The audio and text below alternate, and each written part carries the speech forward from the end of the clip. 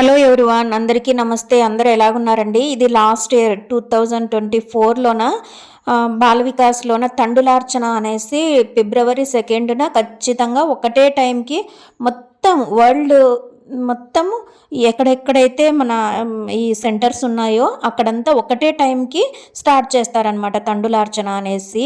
పిల్లలతోటి ఎవరైతే బాల వికాస్ రన్ చేస్తున్నా లేకపోతే మందిరాల్లోనన్నా కానీ ఈ కార్యక్రమం పిల్లలతోటి చేపించాలన్నమాట. బియ్యంతో అర్చన సాయి గాయత్రి చేపించాలన్నమాట. అదే రోజే పిల్లలకి ఎగ్జామ్ కండక్ట్ చేస్తారు. ఆ రోజే మనకి వసంత పంచమి కూడా ఉంది. ఇన్ని విశేషాలు ఉన్నాయన్నమాట. అందుకని పిల్లల్ని అందరినీ గ్యాదర్ చేసుకొని ఒక బాల వికాస్ గురువు స్థానంలో ఉన్న ప్రతి ఒక్కరూ ఇవన్నీ కార్యక్రమాలు పిల్లలతోటి చేయించాలన్నమాట.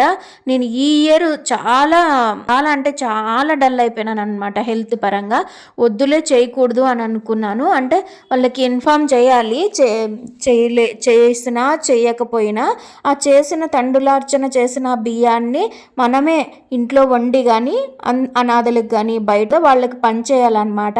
అలా చేయాలి. నేను ఆశ్రమంలో ఇచ్చేసినాను అనమాట బియ్యము. ఆ రోజే నా స్టూడెంట్స్ని తీసుకొని పోయి మందిరానికి ఎగ్జామ్కి అటెండ్ చేయించినాను అనమాట. మా పిల్లలైతే చాలా చాలా వాళ్ళు అడిగిన ప్రతి ప్రశ్నకి సమాధానం చెప్పినారు మా పిల్లలు. అవుట్ ఆఫ్ సిలబస్లో ఉన్నవి తప్ప అది కూడా 1-2 క్వశ్చన్స్ మాత్రమే.